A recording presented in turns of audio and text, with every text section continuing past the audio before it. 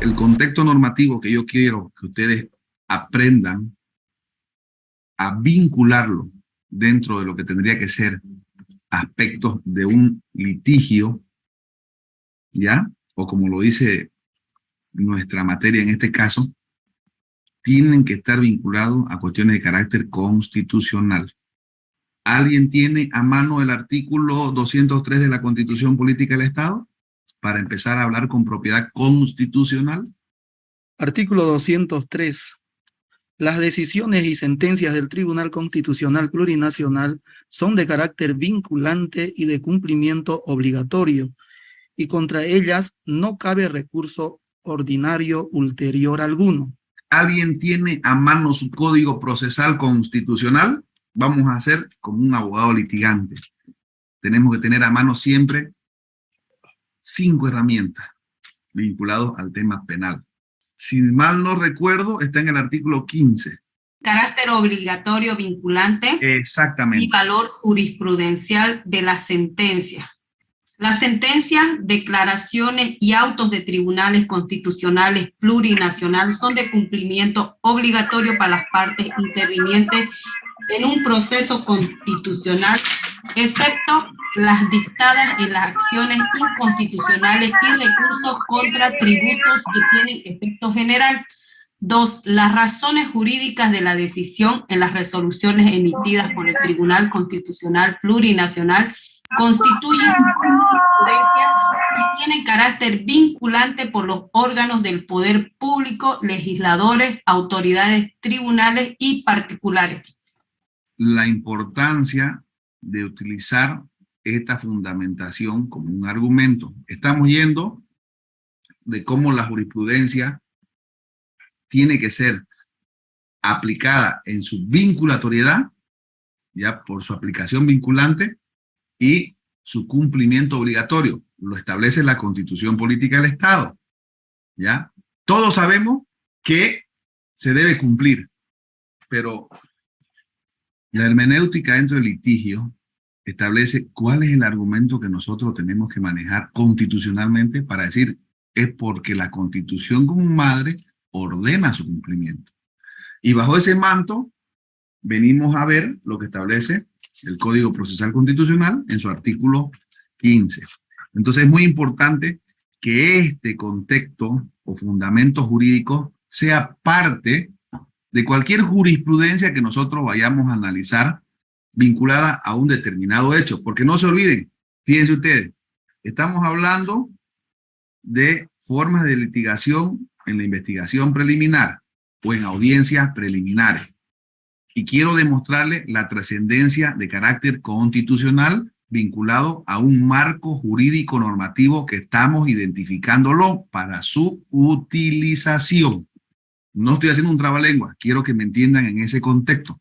Porque si ustedes logran captar, digamos, bajo esa pirámide que el señala conforme lo establece el artículo 410 de la Constitución Política del Estado, y perciben que esta aplicación vinculante y de cumplimiento obligatorio tiene un nexo de causalidad con normativa vigente, especial, en este caso el Código Procesal, y con relación a la Constitución, nosotros tenemos la obligación, ¿ya?, de utilizar esta técnica porque es parte de la capacitación o parte del servicio jurídico que vayamos nosotros a prestar vinculado a la especialidad en la materia. Dice una parte, también está el artículo 420 del Código de Procedimiento Penal, pero eso está haciendo referencia a la doctrina legal aplicable que son autos supremos, que no hemos ingresado todavía. ¿Ya? Estamos hablando ahorita de jurisprudencia constitucional. Para no confundirnos, ¿alguien nos puede decir cuál es la diferencia entre un auto constitucional o una jurisprudencia constitucional con relación a un auto supremo? ¿Alguien podría tener esa capacidad de darnos una diferencia? El doctor Richard, por favor. Bien, la diferencia está en que los autos supremos son aquellas resoluciones emitidas por el Tribunal Supremo de Justicia. Esto en relación de los recursos de casación que obviamente se convierten en resoluciones, ¿cómo se llaman? Precedentes contradictorios. mientras que las resoluciones constitucionales o las sentencias constitucionales provienen de las acciones de amparo o de las acciones de defensa presentados ante las salas constitucionales, los mismos que emiten las resoluciones constitucionales que basan en revisión del Tribunal Constitucional, y son ellos quienes, tomando en cuenta las líneas jurisprudenciales moduladoras, hacen un análisis jurisprudencial de los asuntos que llegan en su conocimiento tras la revisión de las acciones de defensa. Excelente. Si ustedes se van dando cuenta, no debemos confundir. Por eso es que generalmente dentro de la interpretación o argumento jurídico que se utiliza durante el desarrollo de una audiencia, tenemos que hablar con propiedad de jurisprudencia constitucional y, cuando hablamos de los autos supremos, de doctrina legal aplicable. ¿Por qué motivo? Porque en ese artículo citado 420 del procedimiento penal, que es de los precedentes contradictorios a lo que hacía con referencia el doctor, está vinculado la doctrina legal aplicable. Porque a los autos supremos no se le dice jurisprudencia constitucional. Ojo, no hay que hacer esa confusión. Se le dice, de acuerdo a la norma y a la legislación vigente, doctrina legal aplicable. Doctor Carlitos Darío, ¿quería decir algo? Acotar con relación a los puntos que usted estaba hablando con relación al 203 de la Constitución y 15 del procesal penal. También está la ley Tribunal Constitucional Plurinacional, la ley 027, que nos habla en el artículo 8, obligatoriedad y vinculatoriedad de las decisiones y sentencias del Tribunal Constitucional Plurinacional son de carácter vinculante y de cumplimiento obligatorio, y contra ella no cabe recurso ordinario ulterior alguno. Solamente era eso, doctor, con relación a todo lo manifestado a su persona. ¿Qué ley dijo, doctor? ¿Qué ley mencionó? La ley del Tribunal Constitucional Plurinacional, ¿ya? Ley 027, 6 de julio del 2210, modificada por la ley 926 del 27 de abril 2017. Estaba revisando, o sea, el concepto sí es evidente, digamos, está en el artículo 8. Estaba viendo el ámbito de aplicación de esa norma. Si ustedes se fijan, en el capítulo 6 de la ley del Tribunal Constitucional Plurinacional, dice en una disposición tercera, a partir de la entrada de la vigencia del Código Procesal Constitucional, queda derogada la parte segunda de la ley del Tribunal Constitucional Plurinacional 027-06 de julio del 2010. Entonces, si nos damos cuenta, es evidente lo que usted leyó, pero también es evidente que esa normativa ha quedado derogada por una misma disposición que está inmersa en la propia ley que usted leyó, y eso está, por eso le digo, en el capítulo 6, donde dice funcionamiento administrativo. Esto, por ejemplo, me pasó en un amparo constitucional. Me contestaron con este mismo argumento y yo obviamente tengo que lamentar la fundamentación del colega que nos está trayendo alusión una norma, si bien es especial, que actualmente se encuentra derogada. Y así lo establece el capítulo 6, el funcionamiento administrativo, la parte tercera. Entonces hay que tener mucho cuidado. Por eso es que se habla claramente de la aplicación del Código Procesal Constitucional que tiene vigencia a partir del 5 de julio del año 2012. La ley 027 se aplicó en el año 2010 y quedó por un tiempo determinado su aplicación mientras ingresaba en vigencia el Código Procesal Constitucional. ¿Por qué vienen estas cuestiones? Vamos a hacer un pequeño parentecito nada más para no dejarlo en el aire. Porque resulta que con la promulgación de la nueva ley, de la nueva Constitución Política del Estado en el año 2009, todas las instituciones vinculadas al sistema de justicia cambiaron hasta de nombre, ¿no es? Lo que antes nosotros conocíamos como Corte Superior de Justicia, ahora es Tribunal Departamental de Justicia. Entonces, todas esas cuestiones son las que tenemos que vincular de su promulgación a partir del 2009 en la nueva Constitución Política del Estado. Es por eso que hay, y como actualmente, antes la superintendencia, ahora son autoridad de revisión y fiscalización. Por ejemplo, antes era la superintendencia de telecomunicaciones, ahora es autoridad de fiscalización y control de telecomunicaciones, cosas así, para su análisis. Por eso es que es el artículo 15 el que está vigente con relación al Código Procesal Constitucional. Volviendo al tema, estábamos hablando de que la aplicación de esta jurisprudencia constitucional a las cuales hicimos referencia y que todos analizaron, tenían que estar vinculadas a hechos en los litigios de lo que vendría a ser una investigación de audiencia preliminar. Entonces, ya yo les estoy dando a ustedes el conducto regular jurídico, jurisprudencial, para que ustedes hagan la observación. Ojo, y les voy a pedir muy encarecidamente, ustedes siempre pónganse en los dos lados de la moneda. Siempre háganse el escenario. Si van a ser contratados como víctima, pónganse en el escenario también del imputado. Y si van a ser contratados como imputados, pónganse en el escenario de la víctima. ¿Por qué? Esto va a generar la posibilidad de que ustedes puedan hacer niveles de compensación, digámoslo, equilibradas al momento de defender. Porque no vaya a ser que al día siguiente ustedes les toque estar en el mismo juzgado y en el banquillo contrario y estén utilizando un discurso diferente. Peor si en algún momento determinado ustedes llegan a ser, por decir, fiscales, ¿no? Porque tienen que manejar ese tema de objetividad por imperio de la ley. O sea, lo dice la norma especial, no es que sea un criterio doctrinario. Y es ahí donde viene la aplicación de la jurisprudencia que estamos analizando.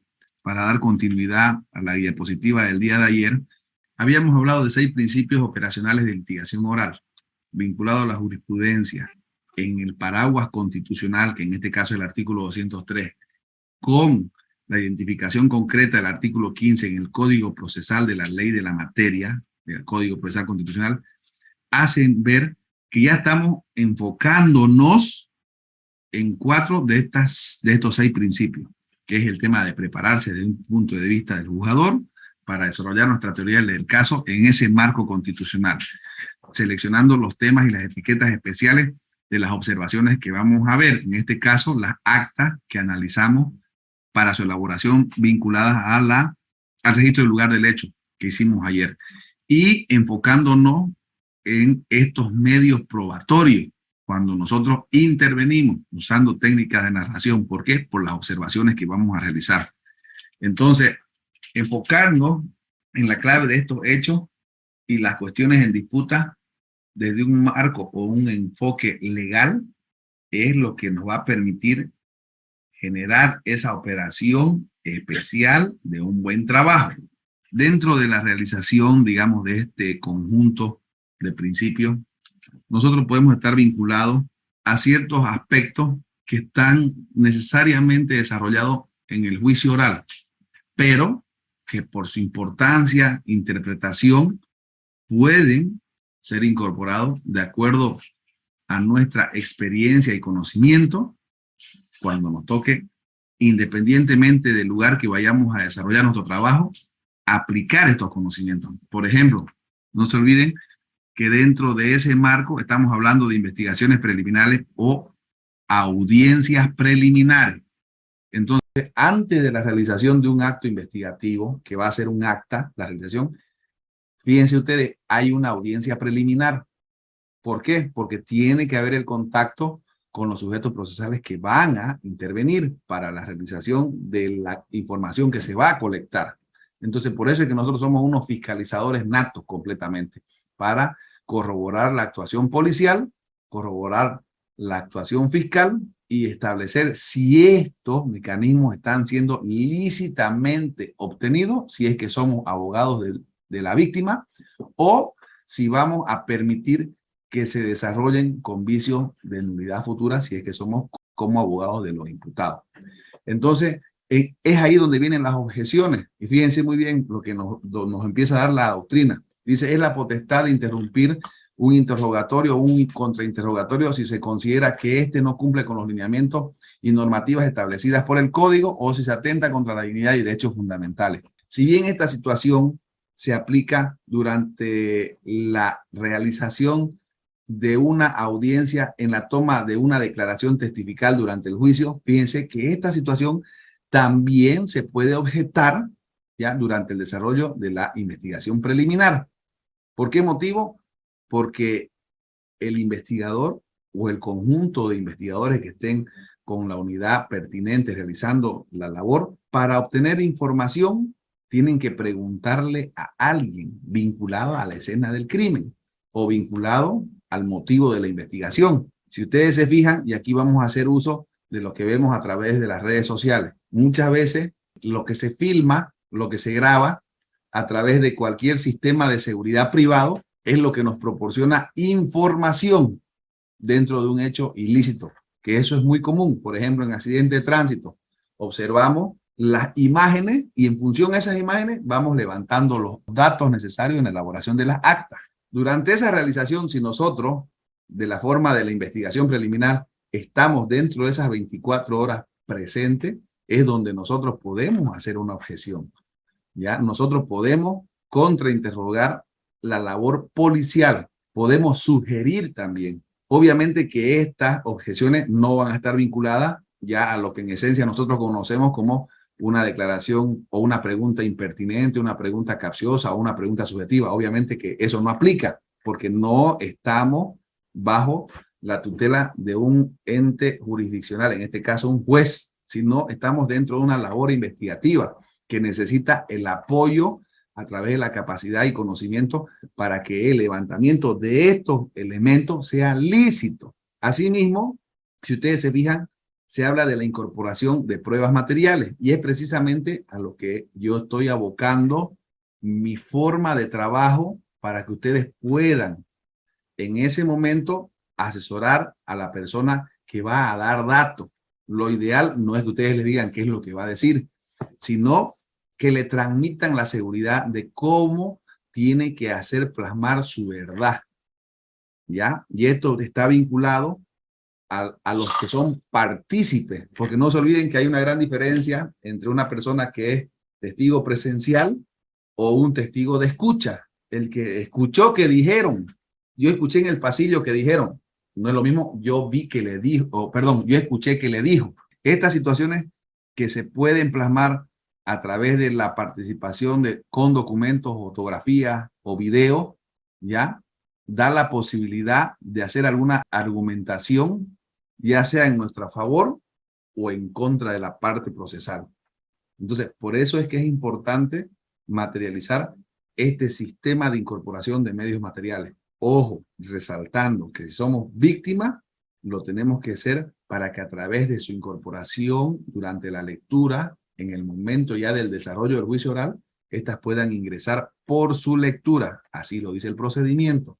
Es importante también resaltar que esta situación podría estar vinculada en un caso de alegato, en el hipotético caso en que en la misma función de su trabajo se encuentre otro abogado de la parte contraria.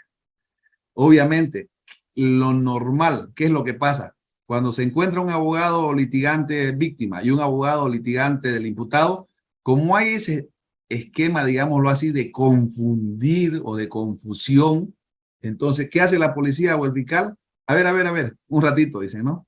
Les pide que por favor se retiren porque ellos van a hacer su trabajo, dicen, déjennos hacer nuestro trabajo. Entonces, ahí, independientemente de que en ese momento estemos dentro de un sparring, digamos, de litigio, como sujetos procesales, nosotros si queremos dejar una buena impresión de profesionales abogados, lo que tenemos que hacer es primero, entre nosotros por lo menos ser humildes, oye, no nos discutamos pues entre nosotros, tratemos de imponer nuestro criterio lógico en función a la elaboración de las actas, pero con la finalidad de no generar confusión, sino de que el policía pueda consentir lo que ustedes quieran introducir de forma recíproca.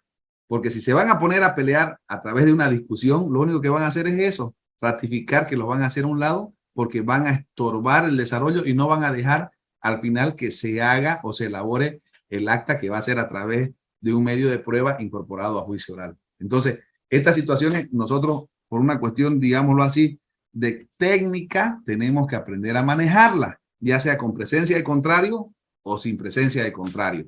Es muy importante dentro de estas técnicas utilizadas, siempre primordial, doctrina inicial, teoría del caso. Siempre. ¿Por qué motivo? Porque si nosotros no tenemos una idea central con una base argumentativa que pueda generar una percepción, digámoslo así, o un escenario de ambas partes que van a encontrarse en el debate, no vamos a poder definir cómo vamos a utilizar los mecanismos de prueba obtenidos, ya sea para generar sentencia condenatoria o sentencia absolutoria. Esta es la situación que nosotros la convertimos en un soporte jurídico de los hechos a juzgar. ¿Por qué? porque podemos establecer a través de las pruebas cuáles van a ser las fortalezas, las debilidades, las oportunidades y amenazas que existen, ya sea favorables o desfavorables, independientemente del lugar en el que nos vamos a encontrar.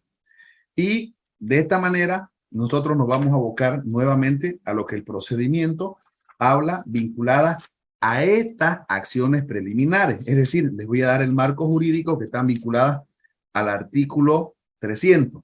Y es aquí donde viene a ser parte de esta argumentación jurídica.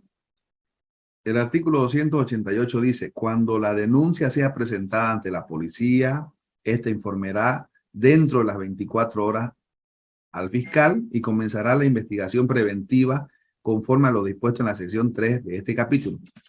Y es aquí la preponderancia constitucional, que aparentemente, si uno la lee sin darle pausa, no tendría ninguna causa justificada dentro del principio de legalidad. Pero fíjense muy bien, en la segunda parte, y comenzará la investigación preventiva conforme a lo dispuesto en la sección 3 de este capítulo. ¿Qué es lo que quiero apuntar para desmenuzar la esencia de esta connotación procesal?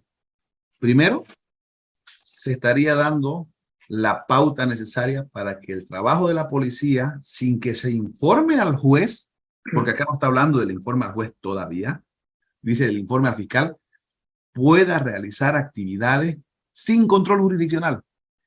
Entonces, cuando a usted le dicen, denuncia actividad procesal defectuosa, porque no hay control jurisdiccional, y le invocan el artículo 279 del procedimiento penal, donde en las partes más sobresalientes dicen, la policía y la fiscalía actuarán siempre bajo control jurisdiccional. Entonces, nosotros, conocedores del litigio, dentro de lo que son audiencias preliminares, identificamos el artículo 208 y le decimos, no señor, aquí la norma procesal le está dando la atribución a través del conocimiento de una denuncia ante la policía que la investigación comenzará de manera preventiva y que inclusive el fiscal tiene 24, que la policía tiene 24 horas para informar al fiscal.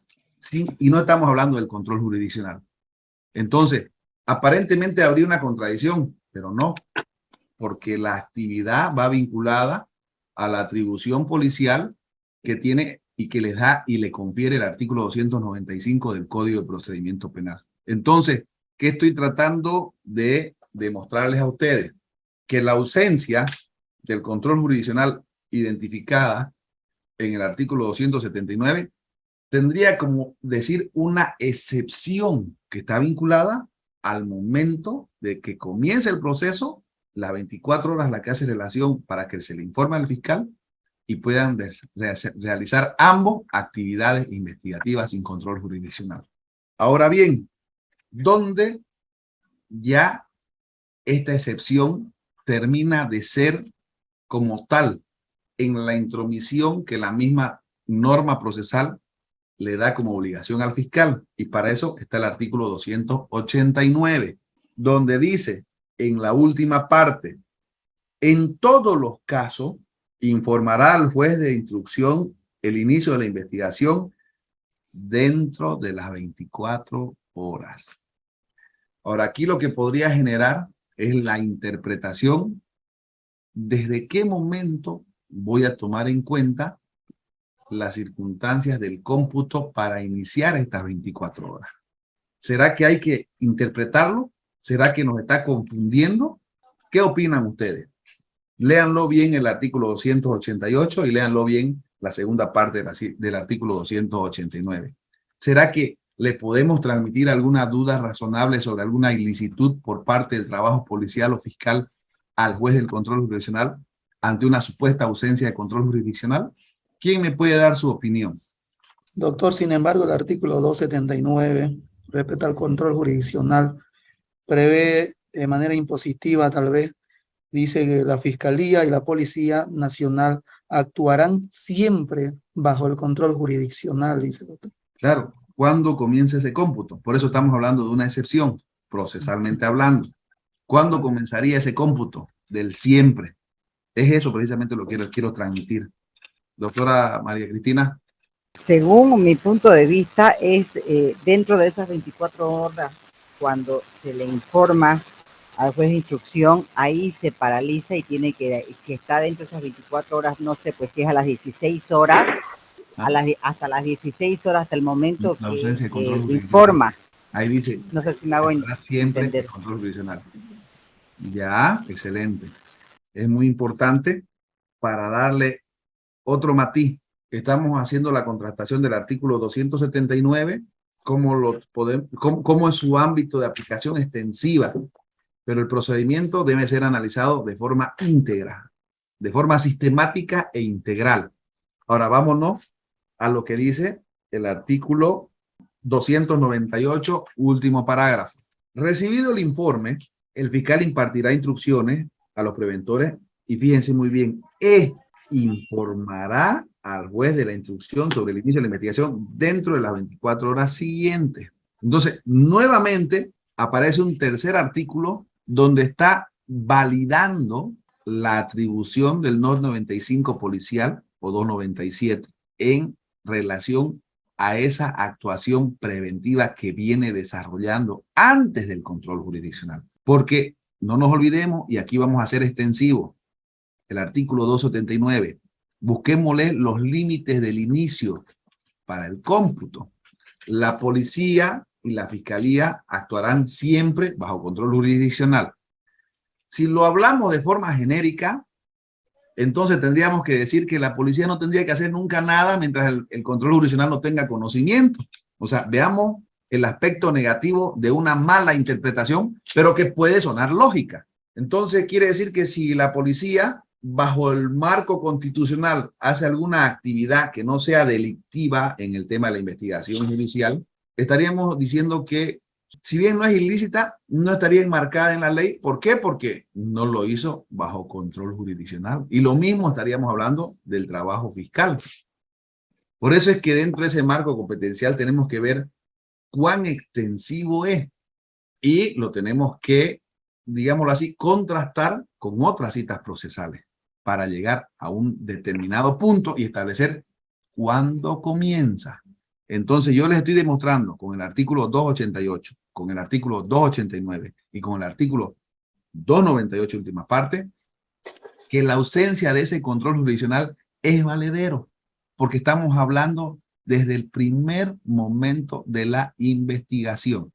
Esto es para que hagan el análisis. Si le incidentan a ustedes actividad procesal defectuosa por falta de control jurisdiccional, ya saben cómo van a responder. También pueden aventurarse a hacerlo de la misma manera, incidentando la ausencia del control jurisdiccional, porque no sabemos si la otra parte va a tener la capacidad de poder responder con esta argumentación jurídica.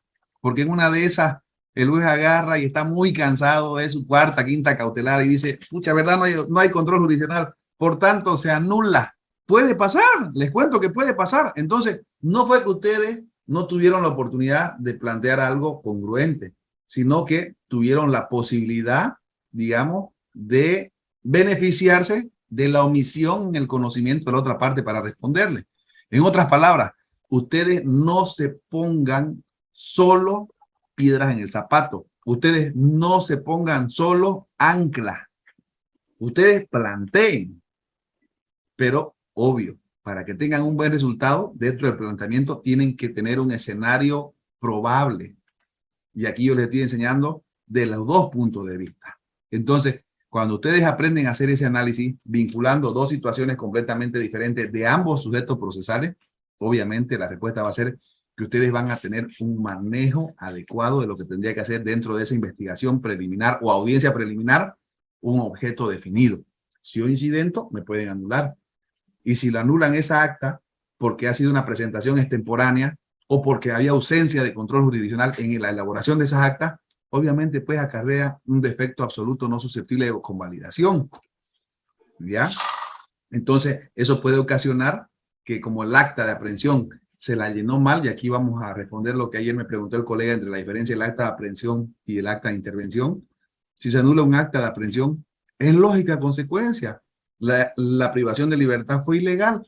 Entonces, si bien no va a ordenar impunidad y lo va a alargar en ese momento, cuando ingresen al momento de establecer la audiencia de medidas cautelares, ya no ingresa pues en su calidad de aprendido, ya ingresa en su calidad de libertad. Entonces eso puede ser que suspenda la audiencia cautelar y que señale una con el juez de turno que conoce el caso, perdón, con el juez titular que conoce el caso, en el hipotético caso que fuera una aprehensión posterior a un inicio de investigación. Y automáticamente son los vencedores de ustedes. ¿Ya? Entonces, es una cuestión de estrategia.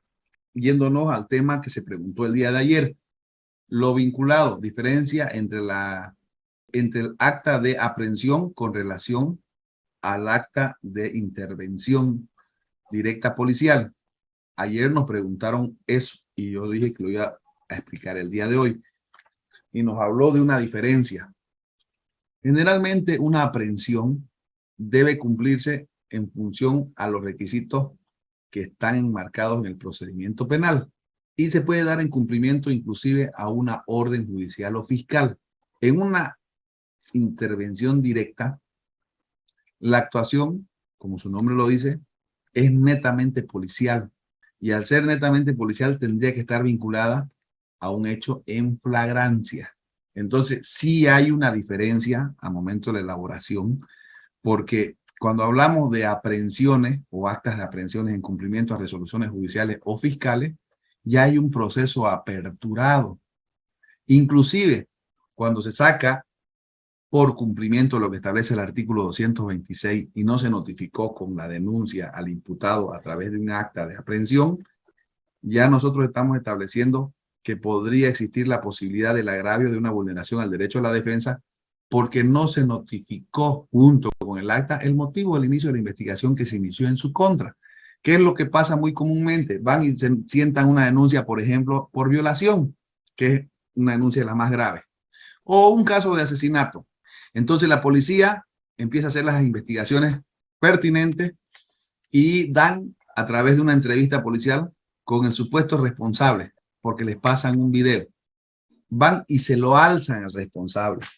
Y en todas esas 24 horas que estaba en calidad de esperando, pero que ya estaba privado de su libertad, resulta que ya posterior a la aprehensión ya arman la declaración testifical, el levantamiento de los datos en la escena del crimen donde se lo vincula con algún objeto que esté vinculado al momento de la comisión del hecho delictivo, por ejemplo, una polera con sangre que la tenía él en su casa, y eso obviamente fue como resultado de una elaboración de un mandamiento de allanamiento, registro, requisa del lugar del hecho.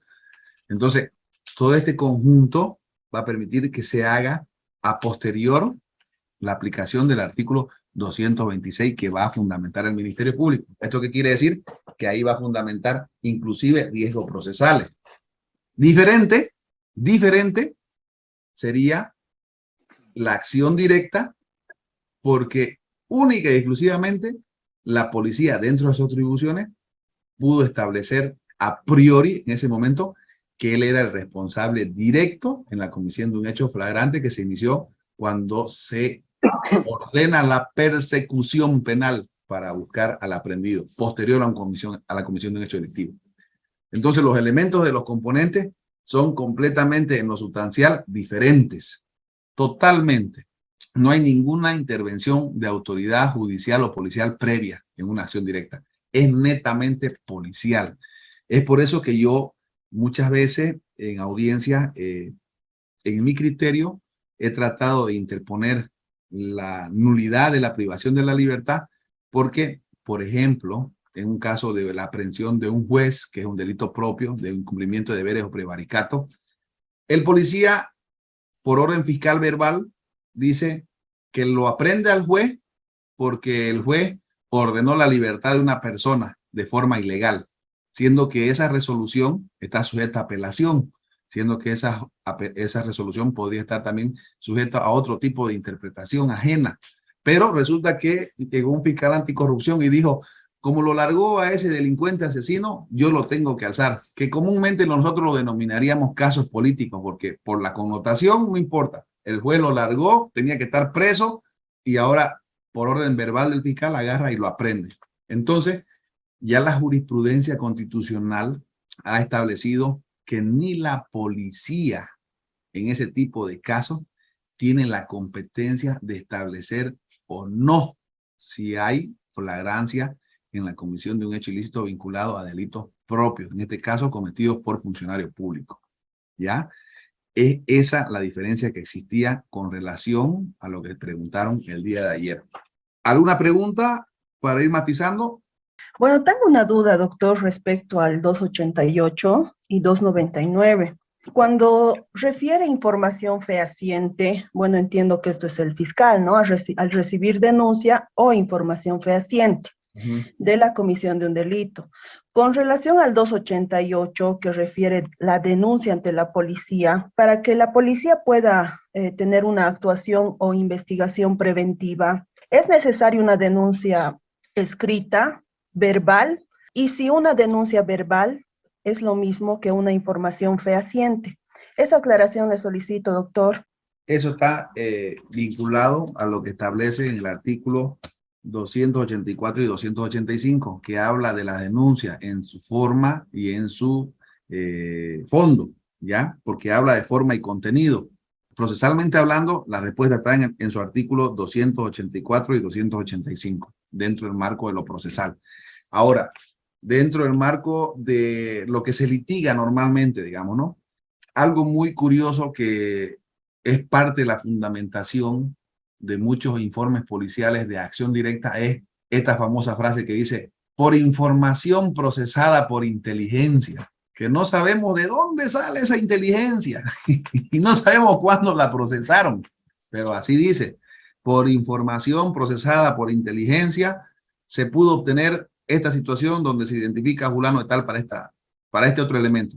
Dentro del marco de lo legal, desde todo punto o percepción, esa situación, por ejemplo, no estaría sujeta a control jurisdiccional, pero sí estaría sujeta a una cuestión de control constitucional, porque la Constitución le da esa atribución de controlar, de fiscalizar, de controlar, de proteger a la policía boliviana. Entonces, dentro del esquema procesal normativo, no estaríamos involucrando esa actividad como un hecho lícito enmarcado en la legalidad. ¿Por qué? Porque no estaríamos cumpliendo con lo que dice el artículo 13 en cuanto a la obtención de la prueba.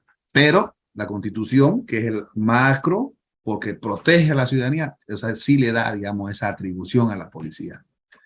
Entonces, usted nos estaba haciendo referencia a ese hecho de fehaciente. Entonces, ahí viene a complementarse precisamente lo que le estoy explicando, a esa información procesada por inteligencia. Si esa información proviene de la policía, no nos queda otra que aceptarla, digamos. La única forma de poder contrastarla, digamos, ya en el proceso de investigación, es que a través de alguna pericia, a través de 2 o 3 testigos, nosotros podamos contrariar esa información para establecer que fue falsa, que fue temeraria o que fue confusa. Pero ya serían con otros elementos producto ya de la investigación. Doctor Salazar, ¿qué nos puede decir al respecto? Doctor, buenas noches. Una consultita, doctor. ¿Qué pasa con la entrevista en la vía informativa, ¿no? Con que hace la policía, doctor? Y muchas veces se ampara en el artículo 295, ¿no? Pero yo la he buscado en la 295 y no hay esa figura de la vía informativa, doctor, que muchas veces la policía la utiliza, que cuando uno, por ejemplo, ya llega a hablar con el aprendido, la policía ya le ha sacado toda la información y ya, por ejemplo, la persona se abstiene a declarar, pero ya la policía tiene y hace ese acta de entrevista en la vía informativa. ¿Qué pasa con esos actas, doctor? ¿Están dentro de la legalidad? Lo que no está prohibido dentro de nuestra legislación está permitido, como primer aforismo, ¿ya? No es algo legal, pero que enmarcado en la costumbre puede tener bajo el marco de verdad material trascendencia vinculadas a la libertad probatoria, ¿ya? No se olvide que para el tema de la libertad probatoria tiene que haber los elementos de la sana crítica, ¿no? Principio de logicidad, principio de razonabilidad, interpretación lógica de la lógica.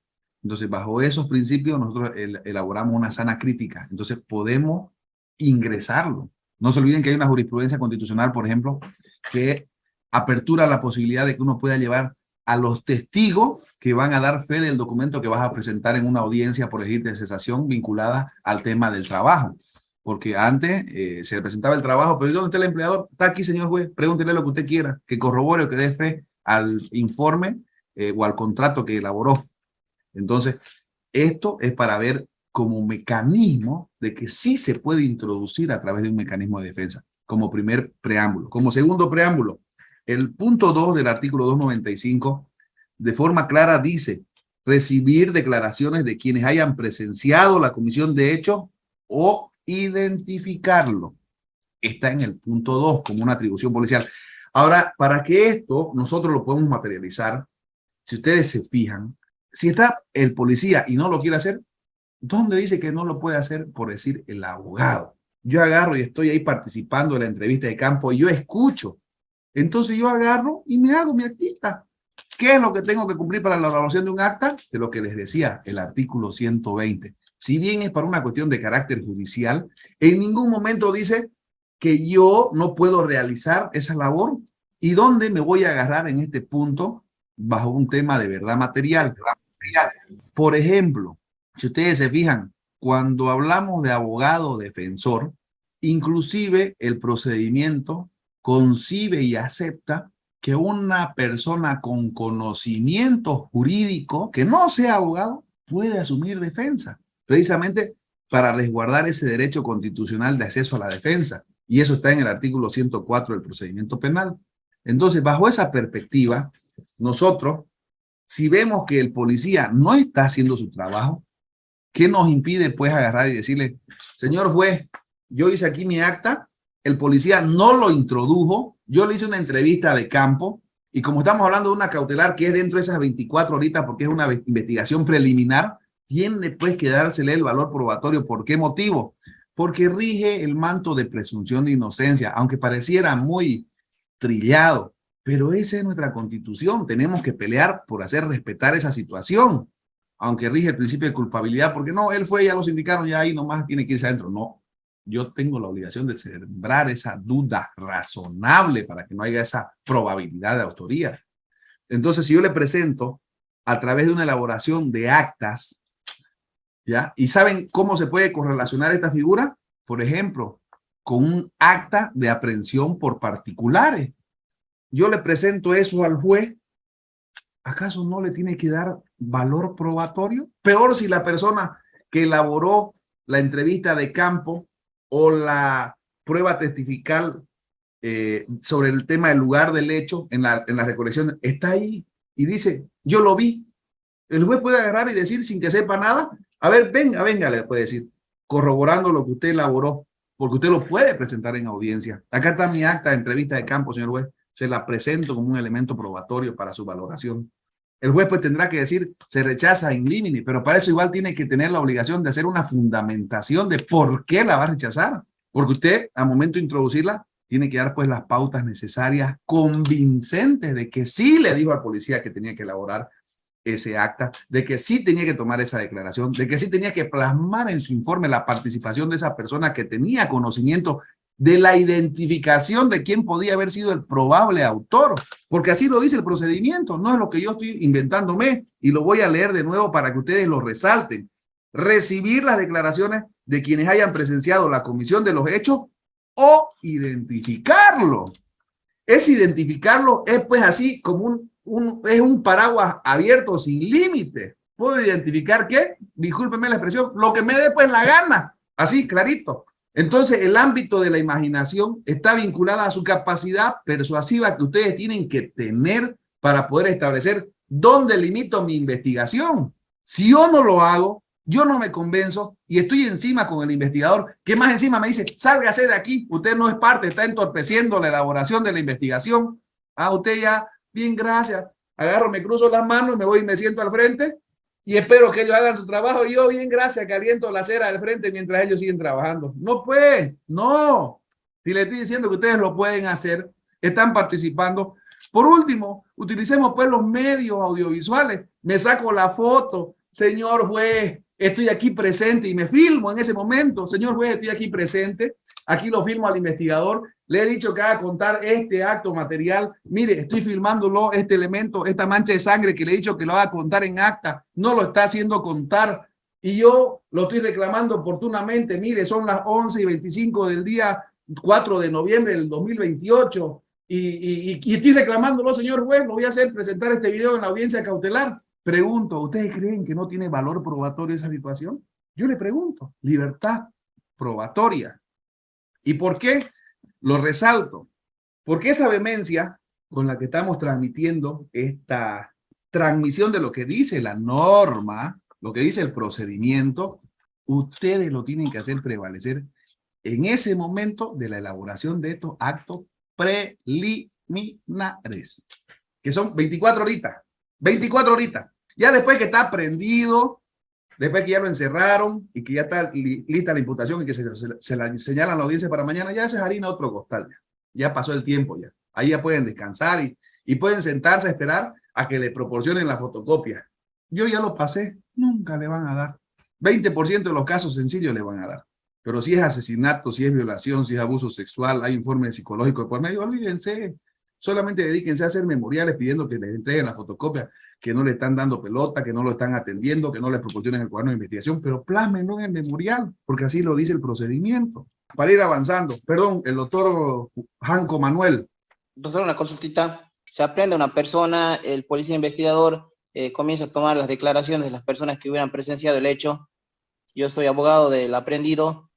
¿Puedo entrar e intervenir en esa, sentarme ahí para escuchar la declaración de las personas que han sido testigos del hecho? Y otra cosita, una vez elaborada el acta, ¿puedo pedir inmediatamente una copia de esa acta?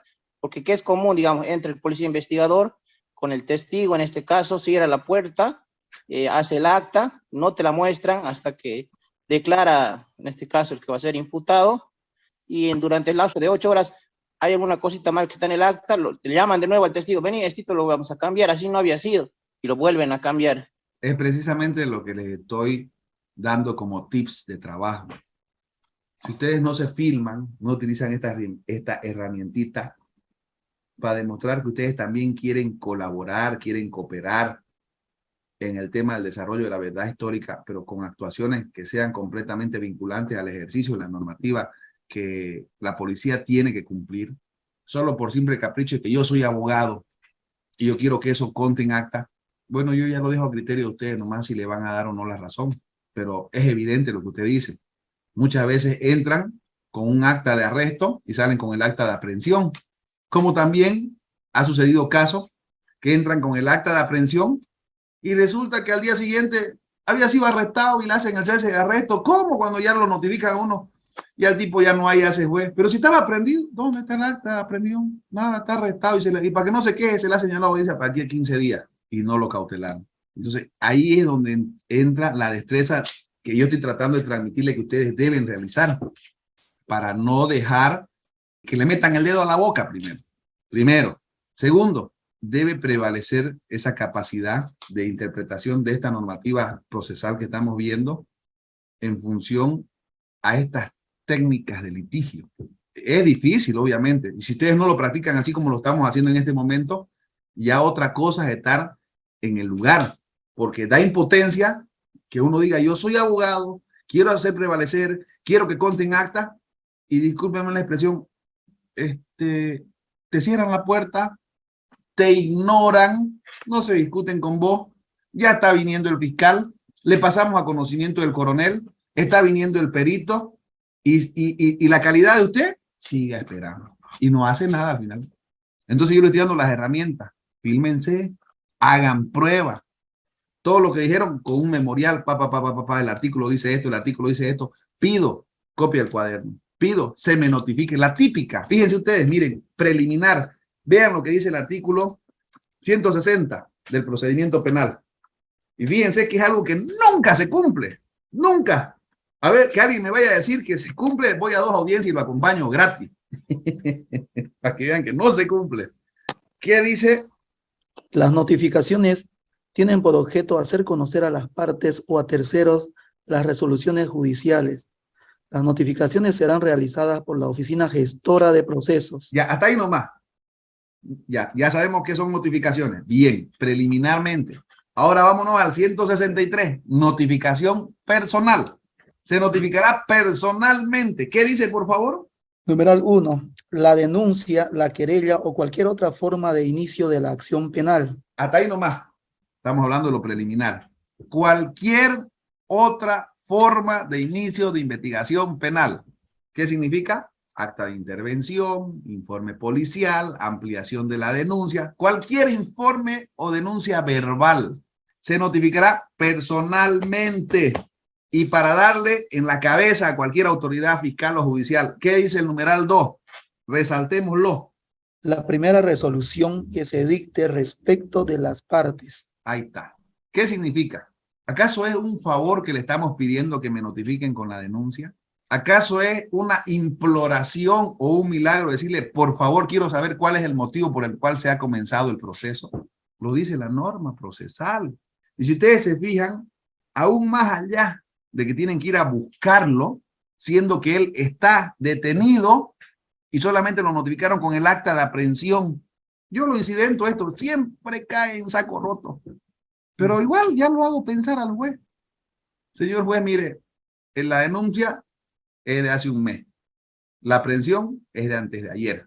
Estoy detenido y no sé por qué motivo se me inició esta investigación. Porque no me notificaron con la denuncia, con la ampliación, con el informe psicológico, con el informe. Pero se habla de presunción de verdad, pero se habla de principio de informalidad. Claro, el principio de informalidad vale en el tema de la violencia contra la mujer, que significa que cualquier cosa es prueba, pero también tiene sus limitaciones. No significa que no vamos a cumplir lo que el debido proceso dice. Entonces yo a ustedes les estoy pasando la herramienta necesaria para demostrar qué es lo primero que tienen que ponerle en su memorial solicitando el cese del arresto, no digamos el cese de la aprehensión, pero sí le podemos decir el cese de la ilegal privación de libertad, porque no sabemos, porque no nos notificaron si estamos arrestados o estamos aprehendidos. Nunca pasa eso en sede policial. Nunca. El imputado es el último en saber si está arrestado o está aprehendido. Primero, porque no sabe diferenciar los conceptos. Y segundo, porque hasta que elaboran el acta lo hacen solamente para llegar al juez cautelar y presentar este es el elemento por el cual él está remitido ante su autoridad de control jurisdiccional. Entonces, mecanismo de defensa, su memorialcito. Vinculación, ofrecimiento de prueba, ya sea audiovisual o cualquier grabación. ¿Para qué? Para que bajo el enlace de libertad probatoria ustedes demuestren que ustedes sí quisieron defender. Ah, ya. Si son víctimas, ¿cómo nosotros podemos propiciar cualquier tipo de ayuda? Solamente diciéndole, aunque sea al policía, oye, ponele que está presente el abogado de la parte contraria y que rehusó firmar. Yo te lo firmo como testigo. Ah, ya. Aunque sea para eso, inventemos, no. Porque es válido, rehusó firmar con presencia de testigo. Acá está. Ya entró ya. Libertad probatoria. Ahí es el juez el que va a decir quién dice o no la verdad. Porque resulta que se hizo el levantamiento, le hizo el escándalo, se filmó y el otro abogado de la víctima, que no es un OPA, que le prestó atención, le dijo, oye, te va a denunciar con eso. Así que llená, poné que lo estábamos llenando el acta y que cuando le dijiste que él firme, él se puso a discutir y no quiso firmar el acta. Rehusó firmar, ponele. Entonces ya que sembraste, ya, abogado de la parte civil, ya pues también usted échele agua a su molino para que le dé la pausa de que usted también se está moviendo. O sea, yo le estoy poniendo ejemplo de mi vivencia, que no están prohibidas. Si usted va a empezar a gritar, a faltar al respeto, a hacerse odiar, obviamente pues que no va a conseguir nada. Eso se lo puedo asegurar. Pero si dentro de ese marco de empatía, utilizando el debido proceso, vinculando usted su capacidad jurídica de interpretación de estas normas que estamos leyendo, pero que son aplicables en ese momento, porque ese rato el que tiene que uno agarrar, es un ejemplo así de fácil. ¿Quién de todos los que está ahorita en este curso, que estamos ahorita 104 presentes, no sabe manejar un vehículo? Que me levante la mano. A ver, la doctora Nelly Alcón García. Yo no sé manejar. ¿Sabe manejar bicicleta? Tampoco. ¿Toca usted algún instrumento musical? Sí. Sí. ¿Qué instrumento musical toca? El piano. Ya, fíjese muy bien. Y le voy a dar un ejemplo para que todito lo entendamos. Doctora, ¿cuánto tiempo tarda usted en darle la orden a sus manos de una nota musical para que pueda sonar la canción que usted quiera de su preferencia, entre su pensamiento y su habilidad de tocar con las manos el piano? ¿Cuánto tiempo tarda? En tocar la pieza musical. Claro. Un un segundo tarda de mi cerebro a mi dedo. Miércoles, que debe ser lerda, porque según yo, fracciones de microsegundos. O sea, ni usted sabe el tiempo, pero bueno, ya. Imagínese, vamos a suponer que es un segundo. Según yo, tan buena tiene que ser la práctica, y estamos hablando de una persona que toca un instrumento musical, fíjense bien, yo lo comparo con una persona que sabe manejar. No hay un punto de equilibrio consensuado que pregunte, responda y saque una conclusión. Automáticamente el cuerpo humano, por inercia, hace una reacción. Usted cuando está caminando, por ejemplo, a veces no se da cuenta que cruzó la calle, pero por inercia los otros sentidos le activaron el reflejo de la dirección a donde va. ¿Qué quiero decirles con esto? Que inconscientemente el cuerpo ya tiene una reacción.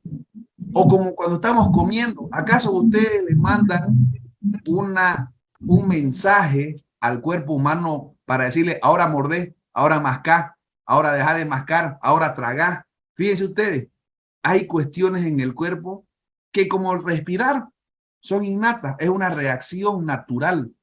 Entonces, de esta manera, si nosotros aplicamos lo que estamos estudiando ahora, podemos reaccionar de forma innata. Eso se nos tiene que meter como parte de una estructura del vivir para que podamos nosotros generar bajo ese marco normativo la posibilidad de engendrar ya sea la actividad procesal defectuosa o de evitarla.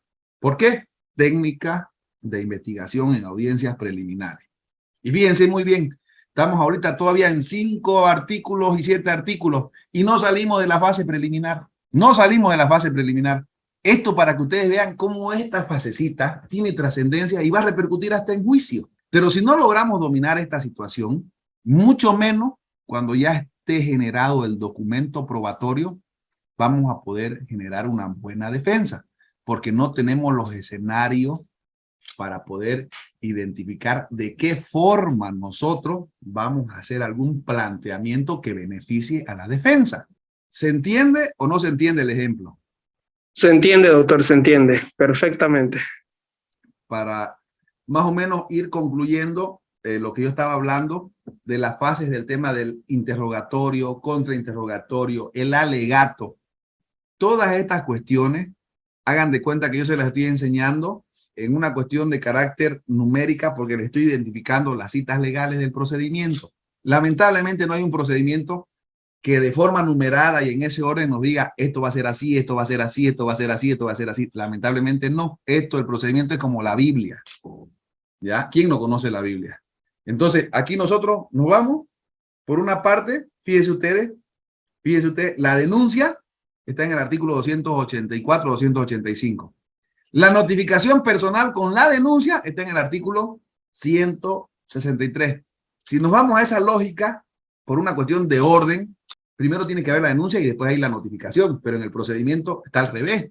Primero están hablando de la notificación personal y después están hablando de la denuncia. Entonces, por eso es que ustedes tienen que hacer una autoevaluación integral y tienen que aprender como en su teléfono o como en las computadoras o como en la máquina de escribir.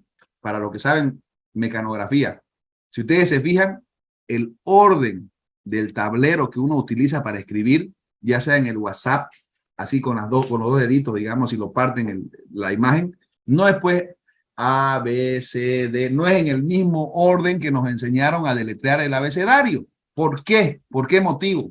A ver, pónganse a pensar. Esta situación viene concatenada a esto que les estoy explicando. Entonces, por eso es que tenemos que hacer un análisis integral. Tenemos que sacar el jugo o el zumo de la concentración de este entendimiento procesal para su aplicación oportuna. Investigación preliminar en audiencias preliminares. Continuando, ¿alguna pregunta hasta acá? Para que vayamos explayándonos más o sigo avanzando en la diapositiva. Doctor, disculpe, en esta para vincular, ¿no existe alguna sentencia constitucionales que refuercen o vinculen estos temas que tú me estás explicando? Sí, la sentencia constitucional 1128-2013 es la que ha dado un lineamiento de interpretación que dejó sin efecto la sentencia constitucional 1036-2002. ¿Por qué era muy importante esta sentencia constitucional 1036-2002? Porque fue la que estableció, identificó, separó el tema del cumplimiento de los plazos, apartó e individualizó la etapa preliminar con la complementación y estableció plazos diferenciados.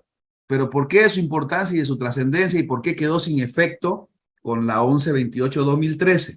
Primero, porque la 1036-2002 precisamente se dio con un procedimiento penal de esa fecha, del año 2002. Y no se olviden que bajo ese concepto, después hubo una ley de seguridad ciudadana, como lo es ahora similar una ley 1173, una ley 1226, y principalmente el 2009 cambia la constitución política del Estado.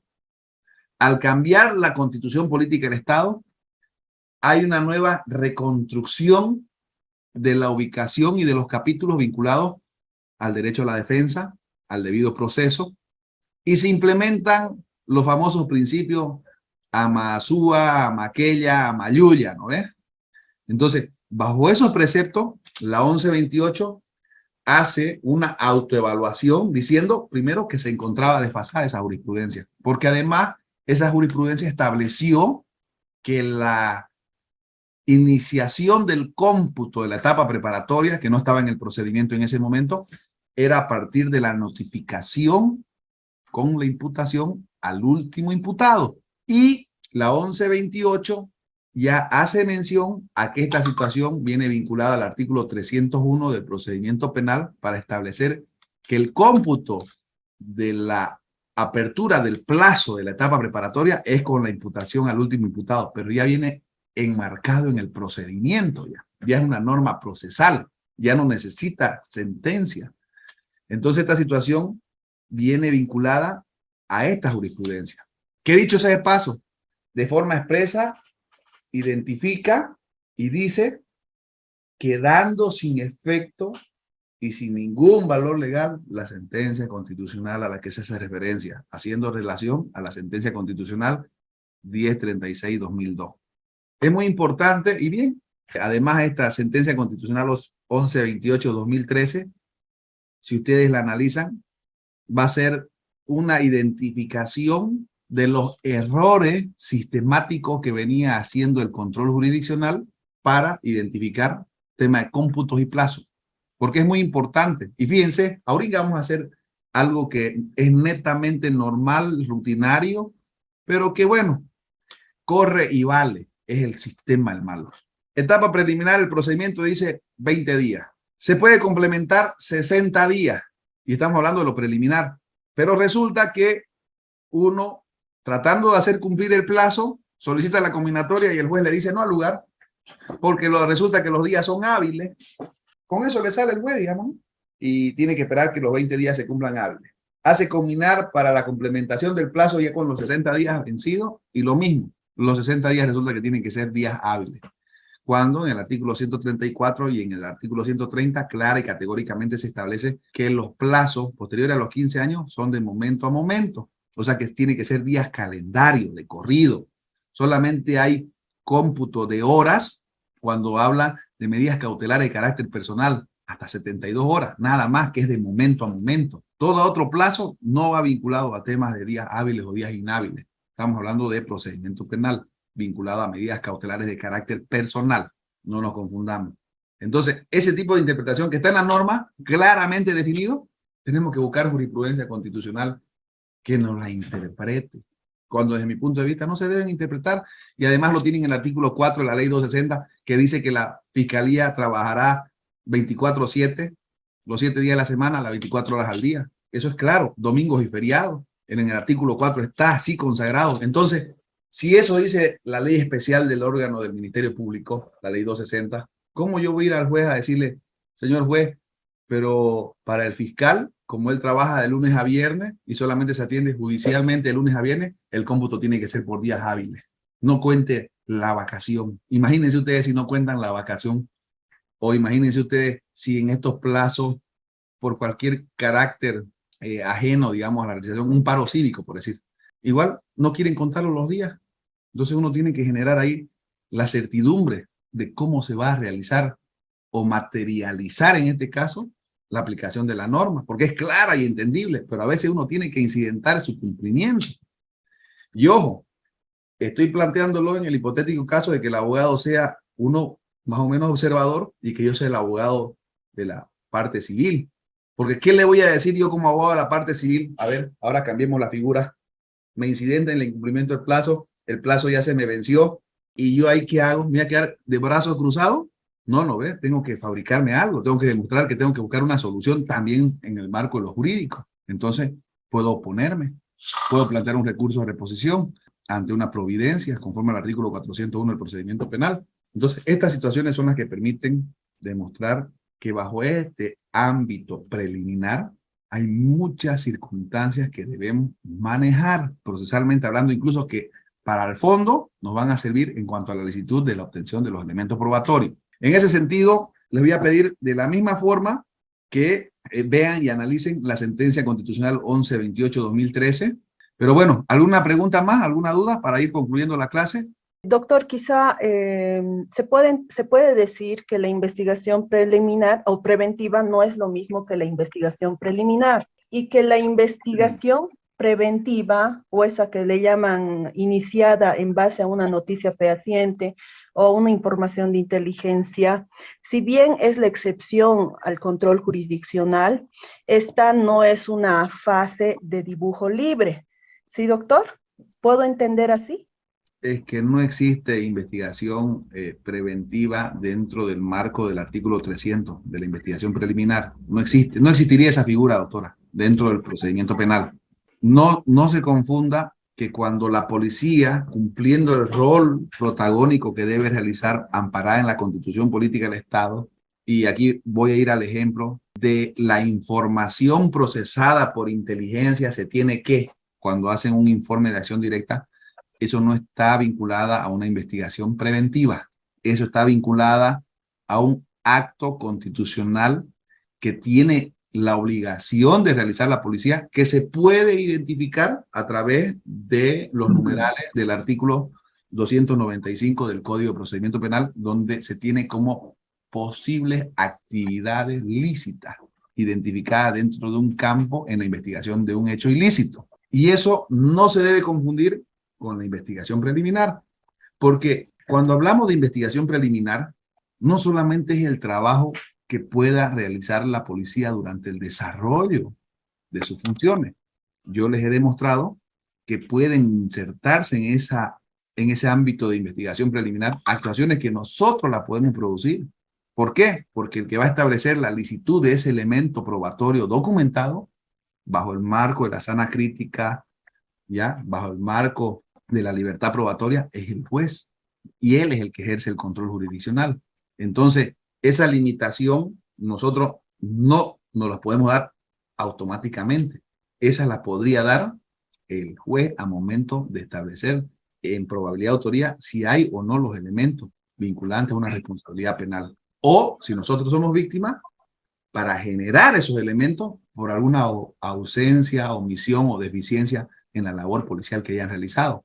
Porque en muchos casos, yo se los comento, en temas de violación, por ejemplo, lamentablemente la policía no participa. El fiscal se va con la entrevista psicológica y para de contar.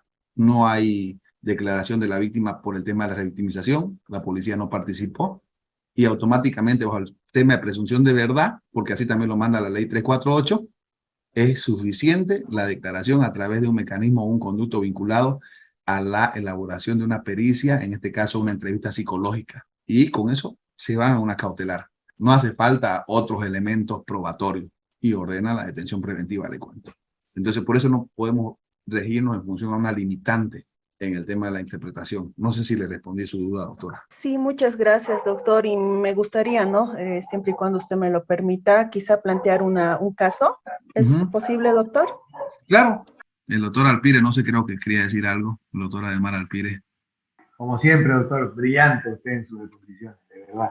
En ese tema que usted decía, el informe psicológico, el informe también del médico forense también será que el tema de violación que hace mención usted son, creo, determinantes para llevarlo a una cautelar a un imputado. No sé si coincide usted con eso. Sí, les voy a dar 2 tips, miren, fíjense ustedes, ahorita lo vamos a hacer como víctima y lo vamos a hacer como imputado, así. Nos llamaron a los abogados para ser parte de la audiencia cautelar, pero ya el fiscal llegó con su informe de psicológico. ¿Qué hago yo como víctima? Lo más sencillo, ¿no? Lo que hacen las mujeres creando, digamos. Primero tratar de llevar gente y presionar al fiscal. Y hacer su barra. Es justicia. Lo primero, digamos. Si es que soy víctima. Funciona. No debería, pero funciona. Presión popular se llama. Ya, eso es capacidad y vivacidad del abogado. Si quieren hacerlo, si quieren ganar, yo no soy partidario de eso, pero se los paso el tip, el cliché, funciona. Peor si se llevan 2 o 3 amigos de la prensa que estén ahí encima, casi un hecho que lo van a mandar preso. No porque sea algo legal, sino porque relativamente hablando es una presión social. Entonces yo ahora como abogado del imputado, llego, yo de cajón me invento de 3 a 5 incidentes, solamente con la finalidad de demostrar que la credibilidad de ese informe puede ser un sustento necesario que tiene que tomar en cuenta independientemente de la presunción de verdad. ¿Cómo? Nunca, y aquí voy y vamos a rememorar. No me notificaron con la denuncia, no me notificaron con el requerimiento para la elaboración del informe, no me notificaron con el propio informe. Ya, independientemente de eso, vamos a entender que pese a lo cuestionado de la licitud en la obtención, porque incidentamos inclusive hasta la exclusión probatoria, para que eso no sea tomado como un hecho valedero, lo aceptan como un marco lícito, tomando en cuenta de que nosotros no hubiéramos realizado los 5 puntos que yo les di el día de ayer para su análisis como un mecanismo de control de nulidad del acto. Es decir, vamos a suponer que no es el momento oportuno, que no se ha identificado el agravio necesario, cuál fue el estado de indefensión, ya carente de esa fundamentación que les pasé, que es la sentencia sobre la nulidad del acto. Y principalmente, revisar que la ausencia de otros elementos de investigación, y aquí venimos a cuestionar a nuestro favor de lo que establece el artículo 295.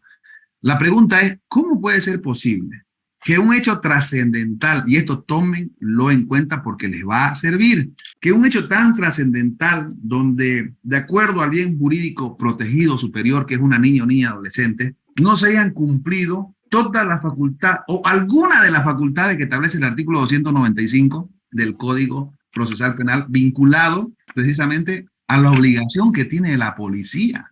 Así de simple. Estamos hablando que la policía tiene 12 atribuciones específicas conforme al procedimiento penal.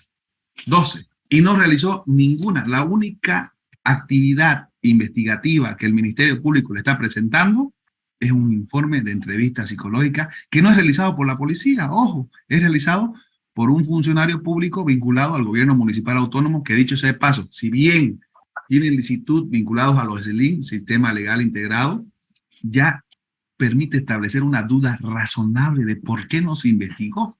Entonces empezamos a cuestionar la credibilidad. Es ahí donde ustedes tienen que atacar. Obviamente, todos los incidentes se lo van a rechazar. Los 4, digámoslo así. Pero ya con esos rechazos fundamentados, si es que no dieron la oportunidad de ustedes tener conocimiento de la imputación y del contenido del informe, cuando ingresen al fondo de la audiencia cautelar, ya van a saber cuál es la percepción del fiscal y cuál es la percepción del juez para poder atacar probabilidad de autoría. Pero ya en función a una cosa juzgada, porque ya resolvieron los incidentes. Está bien, vamos a entender que el incidente se me rechazó, lo cual ha emitido una resolución y esa resolución tiene calidad de cosa juzgada. Entonces, cuando entro a valorar el contenido del informe psicológico, resulta que la niña se contradice en 2 aspectos.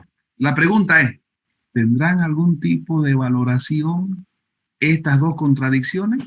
Un ejemplo les estoy dando. Pese al principio de informalidad, pese al principio de presunción de verdad, entonces uno empieza a cuestionar la credibilidad, porque muchas veces hay la ausencia de estos elementos congruentes. Por ejemplo, están haciendo la elaboración del informe psicológico, le ponen fecha de realización del acto, 11 de noviembre. Fíjense muy bien, 11 de noviembre. Fecha de la entrevista, 10 de noviembre. A ver, un ratito. Si el acto lo está realizando el 11 de noviembre, ¿cómo puede ser posible que la entrevista sea el 10 de noviembre? Error de taipeo. Ya, pues sencillo, señor juez. Si vamos a andar de error en error, no hay problema. Igual es la libertad de una persona que vaya y que el error se subsane mientras tanto está detenido preventivamente. No hay ninguna vulneración al derecho a la libertad de mi defendido con algo que es ilícitamente obtenido. Entonces ustedes ahí empiezan a cuestionar la posibilidad de que inclusive el elemento que están utilizando es pues inadecuado en función a su obtención. Ya tienen otro elemento más para cuestionar esa licitud. Ya generan credibilidad, porque de un error no hay problema, pero cuando viene de error en error en error, uno tiene que saber identificarlo, tiene que decirlo. Sí, ¿Qué merece usted una opinión de usted muy particular? Yo hice un curso, escuché que el tema de la ley 348 por los abusos sexuales, para evitar la revictimización de la víctima, esa es una charla de reformar el código, ¿no? Que filmarla, grabarla, para que así esa grabación pase por el fiscal, por el juez y no sea revictimizada, ¿no? Eso es lo que nos falta, creo, ese cambio. Hay un protocolo de medidas que ya está vigente desde la promulgación de la ley 348, donde establece cuáles son las formalidades que se deben regir en el tema de la implementación de la cámara Gesell como un conducto de evitar la revictimización. Esto está vinculado a una sentencia constitucional que también se la voy a pasar la próxima semana sobre el tema de perspectiva de género. Hay 3 muy buenas que se la voy a pasar, pero no quiero amontonarlo. Quiero ahorita establecer que estamos sobre un tema de investigación preliminar. Eso que usted me está pidiendo ya vamos un poquito más a fondo. Primero vamos a ir desarrollando esta partecita y por eso quiero vincularla a lo que establece la 1128-2013 y también le voy a pasar la que manifestó el doctor Rodolfo Paniagua, donde dice claramente que ni la policía tiene la capacidad de identificar hechos ilícitos vinculados a delitos propios. ¿Alguna interrogante más? Es un tema que quizás no tenga que ver con esto que hemos hablado, aunque sí, porque como abogados litigantes vamos y revisamos pues los libros diarios, queremos ver si es que no ha ingresado algún expediente nuevo. Y mire, hoy me pasó algo que me ha pasado en muchas oportunidades, pero recuerdo que algún catedrático también dijo, no se dejen, reclamen. Entonces quiero saber cuál es su opinión respecto a el tema de la publicidad. Sabemos que los procesos son públicos, ¿no es cierto? Pero hoy había una colega, yo estaba allá en La Pampa, en la isla, en un juicio, y una colega me dice, por favor, mírame el libro diario si no ha ingresado, necesito ver si no ha ingresado memorial en un proceso civil. No sé si el tema civil se maneja de diferente manera, yo no llevo civil y no sé mucho de eso. Pero mire el cartel que había pegado en la del juzgado y decía, procurador y terceros interesados que no estén apersonados en el proceso, no se les prestará el expediente solicitado. Y menciona el artículo 84, inciso 2 del Código Procesal Civil. ¿Qué pasa en ese caso? Uno va y pregunta, el expediente tanto, no caso tanto, ¿está personada, doctora? Le preguntan a uno, no no le puedo prestar, le dicen, ¿no? ¿Cómo puede uno defender eso, doctor? La parte más notoria para realizar un ejemplo es en los juzgados, por decir mixtos, por decir en la Villa 1 de Mayo, en el Plan 3000, o digámoslo así en Cotoca, en Portachuelo o en Buenavista, digamos. Dentro de la ley del órgano judicial, la ley 025, hay atribuciones concretas que se le da al secretario, y entre ellas está la de registrar a todos los sujetos procesales. Si bien es cierto, rige el principio de publicidad en las audiencias, esta ley 025 hace algunas limitaciones y establece que con la aplicación del nuevo Código Procesal Civil, por ejemplo, que nos obliga a señalar domicilio procesal dentro de un determinado radio cerca del juzgado, también está que identifiquemos quiénes son los sujetos procesales que van a estar pendientes del cuaderno de investigación, perdón, en este caso es el del expediente judicial. Pero así como hay ese libro, también hay un libro diario de novedades, que si a ustedes le dicen, por ejemplo, oiga, usted no se apersone y no le puedo dar el uso del libro, ya está bien, me voy a apersonar, pero también quiero que así usted me diga y me pase yo una vez apersonado el libro de novedades, y usted ponga ahí que me dice presente, y en este libro de novedades presenté mi memorial de fecha 1 de enero, ahora es 15 de enero, y mi memorial no tiene salida. Pese a que en el libro de control de memoriales supuestamente ya hubiera salido, el memorial no está foliado, no está adjuntado, y no tiene la providencia a la que hace referencia en el libro diario. Entonces ustedes les pueden poner eso y pueden poner las veces que han ido. Esta es la tercera vez que vengo. Y con eso ustedes dejan constancia del trabajo que están realizando, porque muchas veces van 3, 4 veces al mes por 2 memoriales que presentaron durante el desarrollo de ese mes, y resulta que más encima después va su cliente, pero si su abogado nunca viene ni lo conozco, le dicen, así sin asco. Y claro, la típica, uno es el negligente porque va y el cliente, doctor, en el juzgado me dijeron que usted no va o mandé a alguien. Entonces, no. Usted tiene que aprender a dejar plasmado su trabajo. Usted tiene que valorar mucho cuando usted va 1, 2 o 3 veces y no tiene ningún resultado. No sea flojo, métale memorial. He ido en 2 oportunidades y se me ha dicho esto. Solicito informe por secretaría. Solicito la exhibición del libro de novedades para que yo pueda presentar mi reclamo oportunamente ante el Consejo de Magistratura y dar fe de las actividades que no está realizando los funcionarios dependientes de su juzgado. Eso es lo que uno más o menos puede hacer. Y está en el artículo 095, 95 de la ley 025, en las atribuciones que tiene el secretario para la elaboración de estos cuadernos. Yo me refería, doctora, cuando a uno no le quieren prestar el expediente porque no está personado, solamente tienen reserva aquellos casos que son declarados, ¿no? O que tienen que ver con niño, niña, adolescente. Claro, o sea, bajo el principio de publicidad, todos tenemos derecho y acceso al cuaderno siempre y cuando seamos parte del proceso. O sea, ya es cuestión de, por ejemplo, a ver, en la unidad anticorrupción, no voy a decir el nombre del juez, pero voy a decir que es en el segundo anticorrupción. ¿Qué hace el juez? Agarra y a título de no atender a las personas, si no es el abogado que lleva el caso, no se lo presta a ningún auxiliar, pasante ni procurador. No, que venga el abogado, dice. Así. Y obviamente eso pues permite establecer que hay una retardación sobre el desarrollo y el avance. No todo el mundo está haciendo diligencia. Yo, por ejemplo, no hago casi nunca diligencia. Todo el tiempo estoy sentado en un juzgado, en un tribunal o en una dependencia policial con una declaración informativa policial y no estoy haciendo el trabajo de procuraduría, porque hay una cuestión sin desmerecer el trabajo de los procuradores. Muchas veces nosotros tenemos que estar sentados haciendo los memoriales porque no es obvio que nosotros como abogados haciendo el trabajo de los memoriales también vayamos y lo llevemos y lo presentemos y le hagamos seguimiento para que salgan, para que nos digan 2 o 3 veces no hay. Eso es evidente. Para eso también están los procuradores que están reconocidos en la ley del órgano judicial. Entonces, eso, doctora, lo que tiene que hacer es reclamarlo oportunamente en la primera oportunidad de cajón y frenarle en seco a la autoridad, porque ya eso es un abuso ya. Y directamente lo reclama y haga la constancia con conocimiento al Ministerio, al Consejo de la Magistratura. Y de verdad agradecido por su atención. Tengan muy buenas noches.